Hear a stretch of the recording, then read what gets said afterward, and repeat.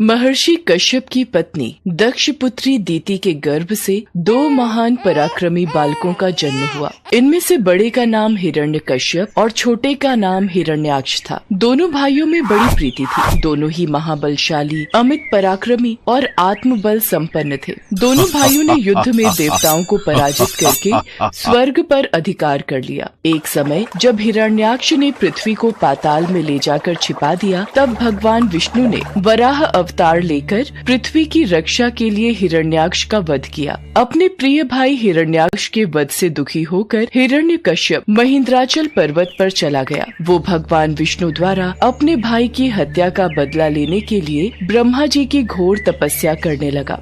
ओम ब्रह्मदेवाय नमः, ओम ब्रह्मदेवाय नमः, ओम ब्रह्मदेवाय नमः।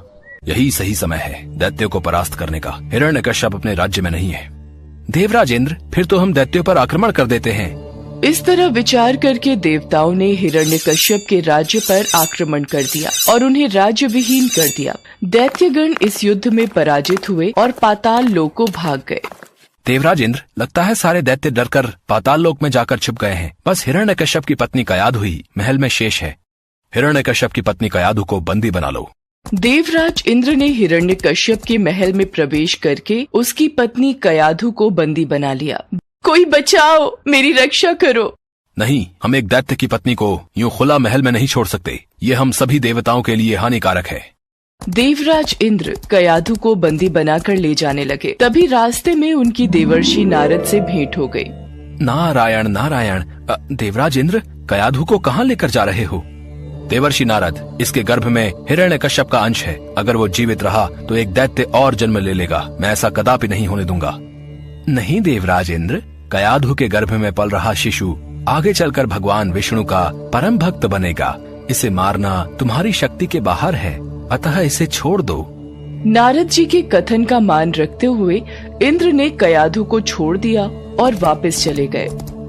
नारद जी कयाधु को अपने आश्रम में ले आए और उससे बोले, बेटी, तुम यहाँ आराम से रहो जब तक तुम्हारा पति हिरण्यकश्यप अपनी तपस्या पूरी करके नहीं लौटता। तुम इसी आश्रम में रहोगी। हे देवर्षि, आपने मेरी और मेरी होने वाली संतान की रक्षा की। मैं सदैव आपकी आभारी रहूंगी।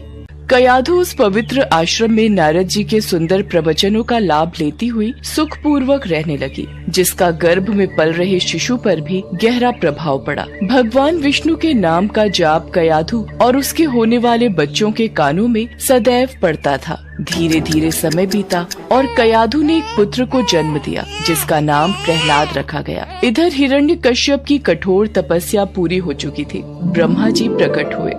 हिरण्यकश्यप, मैं तुम्हारी तपस्या से प्रसन्न हूँ। मांगो, क्या वरदान मांगते हो?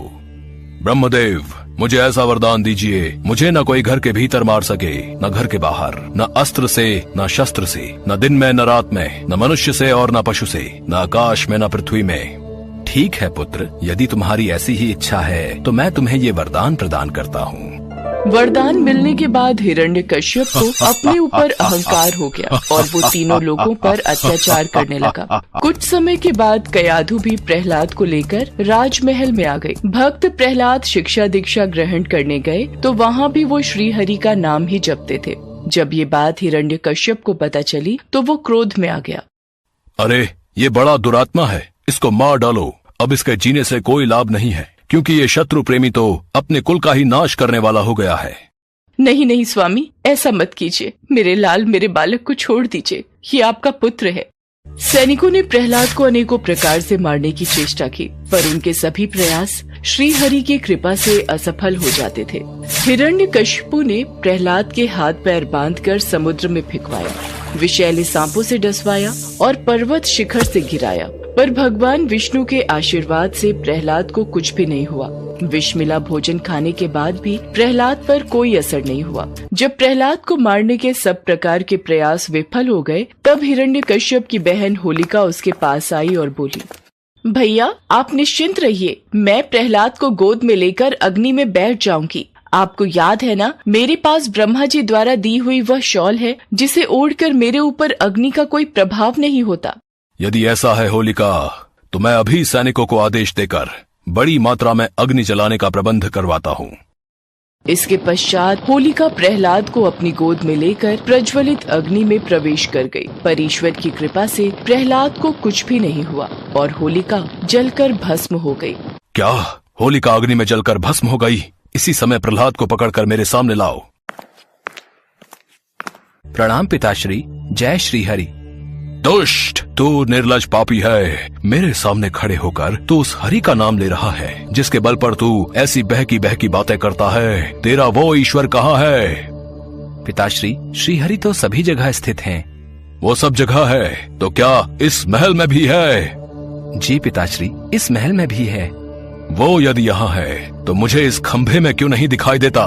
क्या तेरा वो विष्णु इस खंभे में भी है?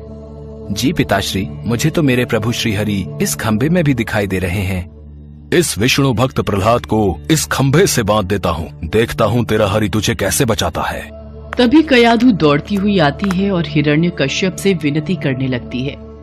स्वामी, ये बालक है, इसे मत मारिए। मैं आपसे विनती करती हूँ, मेरे पुत्र को छोड़ दीजिए।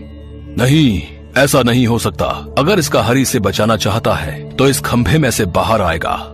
प्रहलाद आंखें बंद किए जय श्री हरि नाम का जाप कर रहा था। ये देखकर क्रोध के मारे हिरण्यकश्यप स्वयं को संभाल नहीं सका और उसने बहुत जोर से उस खंभे पर आघात किया। उसी समय उस खंभे को तोड़कर एक विचित्र प्राणी निकलने लगा जिसका आधा शरीर सिंह का और आधा शरीर मनुष्य का था। ये देखकर प्रहलाद सहित सभा में खड़े सभी लोग घबरा गए। यही भगवान श्री हरि का नरसिंह अवतार था।